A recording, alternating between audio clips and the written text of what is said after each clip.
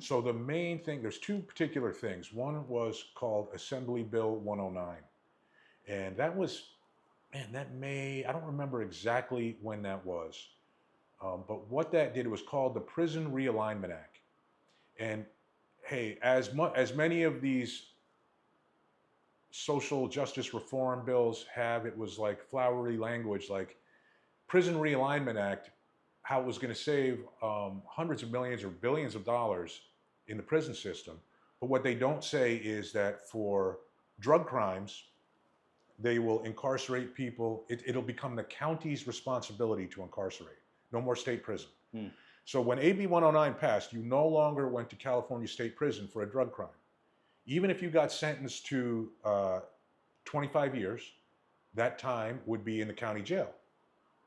Here's the issue. There was such overcrowding in the county jail that literally if you got a 20-year sentence in the county jail, LA County Jail at this time, you would maybe do 1 to 2 years, right? So there was really no incarceration almost for drug crimes anymore. That was the first part of it. The second part of it was something called Prop 47. And that was George Gascon, who's still the district attorney in Los Angeles. He was the district attorney in San Francisco, I believe, when he actually helped write this proposition. A proposition in California means it's just something that's put on the ballot. They put millions and millions and millions of dollars of advertising behind it. They sometimes word what it is deceptively, so people are like, yeah, we need that. And people vote for it, and then it becomes law. And what Prop 47 did was it decriminalized drug possession. So if you have a personal use amount of drugs, it's not a felony. And that really actually wreaked havoc also with drug treatment, because it used to be, if it was a felony, maybe the judge would give you an option and say, hey, you're going into treatment or you're going to get this felony on your record. And they would say, I'll take the treatment. Now, is treatment going to work? Who knows, right? But at least there was that option then. And I know when Prop 47 first passed, there were a lot more open beds in treatment because people were just getting a ticket instead of being kind of forced to make a decision if they wanted to get their life straightened out. The other thing that Prop 47 did is it lowered the threshold or raised the threshold, I guess, for misdemeanor crime, $950. So if you stole something worth $950 or less, it's not a felony.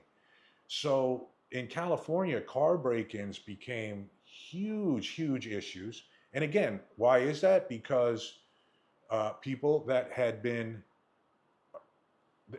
would have been arrested for nonviolent drug crimes, personal use drug crimes, they were out on the street, they weren't getting incarcerated, so they weren't getting clean.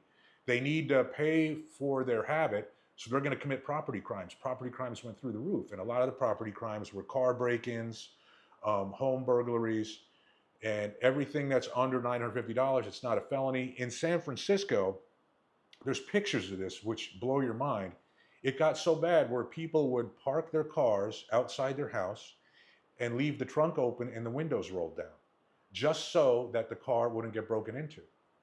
I mean, that's what California had come to. So there was an explosion because of those two primary things, like an explosion in homelessness, an explosion in mental health issues caused by methamphetamine and now fentanyl, but this is going back, 10 years, caused by methamphetamine. No one being incarcerated for things that had previously been a crime because we're going to be like a more progressive or smarter society. It just hasn't worked. And you're seeing now in San Francisco the change where they're really starting to talk about deporting people, which they never did before, talk about charging people with crimes and incarcerating people, which they never did before, because they're learning that it's just not, that model just doesn't work. It's nice to say that we can do that, but there's people out there that are, I don't know, what's the word when you're just going to prey? If the opportunity's there, you're going to take advantage of it. Yeah. So they're just going to prey on, if you let them victimize people, they're going to victimize people. Right. And that's what we've allowed in California. We've allowed the victimization of people.